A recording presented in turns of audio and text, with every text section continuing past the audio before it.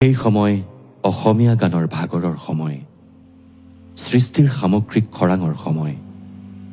জ্যোতিপ্ৰসাদৰ হাত ধৰি অসমীয়া সংস্কৃতিয়ে একলা দুকলাকৈ বাঢ়ি আহি হঠাতে যেন ৮০ৰ দশকৰ শেষৰ ফালে সমসাময়িক অস্থিৰ পৰিৱেশৰ মাজত আঁত হেৰুৱাই পেলাইছিল নিজৰ আপোন বাটৰ। সেই সময় কিছু হৃদয়হীন সংগীতৰ অবিৰাম কোৰহালত গানবোৰ মৰি যোৱাৰ সময়। ঠিক সেই সময়তেই ঘৰে ঘৰে কেছেট প্লেয়াৰত বাজি উঠিছিল এটা মাত, ভাগৰুৱা এটা প্ৰজন্মৰ বাবে জিৰণি হৈ উঠিছিল সেই কণ্ঠ।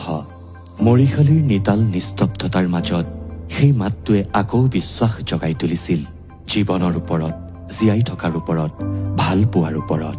সেই মাতটোৰ নাম জুবিন গাৰ্গ।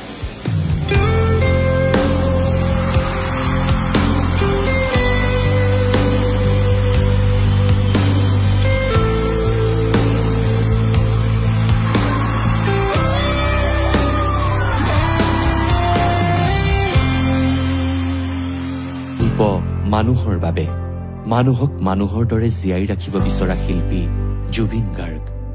সময়ে সময়ে যেতিয়াই বাকৰুদ্ধ হৈছে শব্দ, যেতিয়াই ঘৰে ঘৰে হেৰাইছে মৰম, যেতিয়াই মুকুতিৰ সপোন দিশহাৰা হৈ পৰিছে, তেতিয়াই মানুহৰ সমস্যৰ আকুতিৰ গান হৈ পৰিছে জুবিন গাৰ্গ।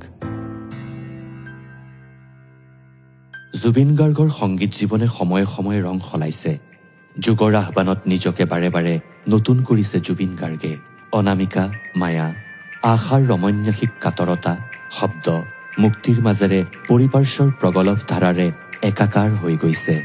বিংশ শতিকাৰ পৰা একবিংশ শতিকালৈ পৃথিৱীয়ে বাগৰ সলাওঁতে সেই সন্ধিক্ষণৰ বাৰ্তাও জুবিন গাৰ্গে বিলাই দিছে গানৰ মাজেৰে।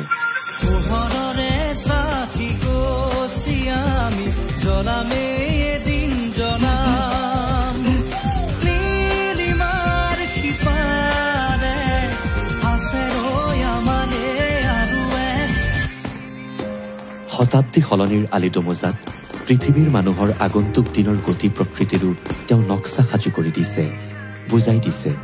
জুবিন গাৰ্গ সময়ৰ শিল্পী, মানুহৰ শিল্পী, নতুনৰ শিল্পী।